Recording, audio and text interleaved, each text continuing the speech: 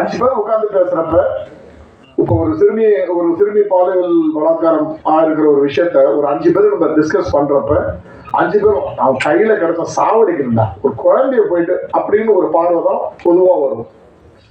எனக்கு ஒரு 15 வருஷத்துக்கு முன்னாடி இருந்து எப்பவுமே என்ன தோணும் அப்படின்னா, ஒரு ரோட்ல வந்து ஒருத்தன் வந்து ஒரு 5 ரவுடிங்க சேர்ந்து ஒருத்தனை கொள்றாங்க அப்படின்றப்ப அந்த 5 பேர் மேல எனக்கு கோவம் வராமலே இருந்துச்சு. ஒரு 15 வருஷத்துக்கு முன்னால இருந்து இந்த விஷயங்கள் வந்தது.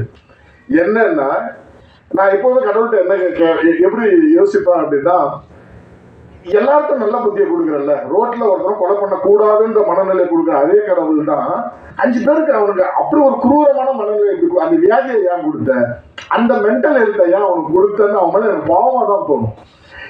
எனக்கு அவன் மேல கோபமே வராது. இது ஒரு 15 வருஷமா எனக்கு ஒரு மெச்சூரிட்டி வந்த பிறகு எனக்கு வந்த ஒரு தாட் ப்ராசஸ். எந்த குற்றவாளியின் மேலே எனக்கு கோபம் வராது. அதுக்காக நான் அந்த குற்றத்தை சப்போர்ட் பண்றதா அர்த்தம் இல்லை. அவன் பத்தி சரின்ற ஆர்குமெண்ட் கிடையாது. பட் எனக்கு எப்பவுமே எனக்கு ஒரு நல்ல மனநிலை கிடைக்கல. ஒரு பொண்ணு நடந்து போறப்ப அவளை வந்து அசிங்கமா பார்க்க கூடாதுன்ற நல்ல எண்ணத்தை எனக்கு கொடுக்கறல்ல, ஏன் இன்னொருத்தருக்கு அந்த நல்ல எண்ணத்தை கொடுக்க மாட்டேன், ஏன் அவனுக்கு அந்த பேட் மென்டல் ஹெல்த்தை கொடுக்குற அப்படின்ற பார்வை வந்து எனக்கு எப்பவுமே உண்டு. ஸோ இந்த படத்துலையும் ஒரு குற்றவாளி ஏன் அந்த குற்றவாளி அவனை நம்ம பார்க்குற பார்வை இருக்குல்ல, ஒரு மரண தண்டனைன்றது வந்து என்னால தண்டனையா பார்க்க முடியும். மரண ஜிந்தாபாத் என்று முழங்கினார்கள் அந்த 4 பேரும். நண்பர்களே, 1948ஆம் ஆண்டு ஜனவரி 8ஆம் தேதி அந்த 4 தோழர்களும் தூக்கிலிடப்பட்டார்கள். அப்போது அவர்கள் சொன்னார்கள், இந்த மரண தண்டனையை ஏற்றுக்கொள்வதற்கு எங்களுக்கு துளியும் பயமில்லை. நாங்கள் தொழிலாளர்களுக்காக நின்றோம். எங்கள் வாழ்க்கை நாங்கள் விட்டு செல்கிற செய்தி தொழிலாளர் இயக்கத்தை ஒன்று சேர்க்க வேண்டும் என்பது மட்டும்தான் எங்கள் நோக்கமாக இருக்கிறது. இன்குலாப் ஜிந்தாபாத்.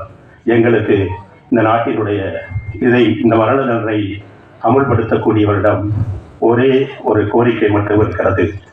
தோழர்களே, நாங்கள் இந்த போராட்டத்தில் ஒன்று சேர்ந்தோம். தொழிலாளர்களுடைய நலனுக்காக ஒன்று சேர்ந்தோம். அவர்களுடைய நல்ல வாழ்க்கைக்காக ஒன்று சேர்ந்தோம். ஒன்று சேர்ந்து போராடிய நாங்கள் ஒரே நேரத்தில் தூக்கிலிடப்பட்டோம். தோழர்களே, எங்களை தனித்தனியாக புதைத்து விடாதீர்கள், ஒரே குழியில் புதையுங்கள். இதுதான் இந்த நாட்டிற்கும் இந்த தோழர்களுக்கும் நாங்கள் விடுக்கிற வேண்டுகோள் என்று சொன்னார்கள். தோழர்கள் வந்து நான் ரொம்ப குயிக்கா இந்த படத்துல வந்து எனக்கு எல்லாமே ரொம்ப குயிக்கா நடந்தது. ஷூட்டிங் டேட்டும் குயிக்கா முடிஞ்சிருச்சு, ரொம்ப கம்மி நாள். நாங்கள் வந்து ஓகே சொன்னதும் மீட்டிங்கும் ரொம்ப குயிக்கா ஆச்சு. டக்குன்னு இந்த படம் சைன் பண்ண எல்லாமே ஸோ குயிக். ஸோ ஒரு வாரம் முன்னாடி தான் எனக்கு கால் வந்தது. அண்ட் ஆல்சோ சிவா சார் கிட்ட இருந்தும் கால் வந்தது, இந்த படம் பண்ணுமா, நல்ல படம், ஓகே சார் நான் போய் பார்க்குறேன்னு சொல்லியிருந்தேன். அம்மா கிட்ட கால் பண்ணியிருந்தாரு. அண்ட் தென் சார் கிட்ட இருந்து கால் வந்தது. நான் போய் மீட் பண்ணுறேன். நம்மளுக்கு எப்போவுமே வந்து சில பர்சன்லாம் பார்த்தா நம்ம சினிமா ஃபீல்டில் வந்து ரொம்ப எக்ஸ்பீரியன்ஸ், எல்லாருமே ரெஸ்பெக்ட் பண்ணுவாங்க, ரெஸ்பெக்ட்ஃபுல்லாக ஃபீல் பண்ண வைப்பாங்க. எல்லாருமே தாண்டி ஒரு கம்ஃபர்ட் ஜோன் அண்ட் ஒரு ஃபாதர்லி ஃபிகராக வந்து எனக்கு இருந்தார் டே 1 அண்ட் ஃபர்ஸ்ட் மீட்டிங்லேயே. நாங்கள் ரொம்ப கம்ஃபர்டபுளாக வந்து நாங்கள் நிறைய விஷயம் பேசி ஷேர் பண்ண ஆரம்பிச்சிட்டோம் ஆக்சுவலி. ஸோ அதுவே வந்து எனக்கு என்ன படம் ஒர்க் பண்ணாலும் எனக்கு ஃபஸ்ட்டு வந்து அந்த பீப்புள் எப்படி இருக்காங்க அண்ட் எப்படி மதிக்கிறாங்க அண்ட் என்ன மாதிரியான கண்டென்ட் இருக்குது, அந்த கண்டென்ட்டை தாண்டி ஆஸ் அ பர்சனாக அவங்க எப்படி இருக்காங்கன்றது வந்து ரொம்ப இம்பார்ட்டன்ட்.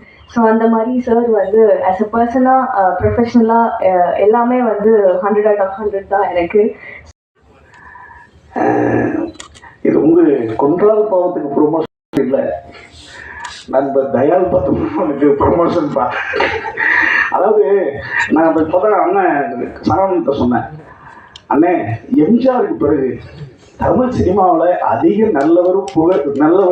வல்லவர் அருமையானவர்னு நம்ம அண்ணன் தயால் பத்மநாபன் தான் இருக்குது. இன்னும் இதன் மூலமாக தெரியுது.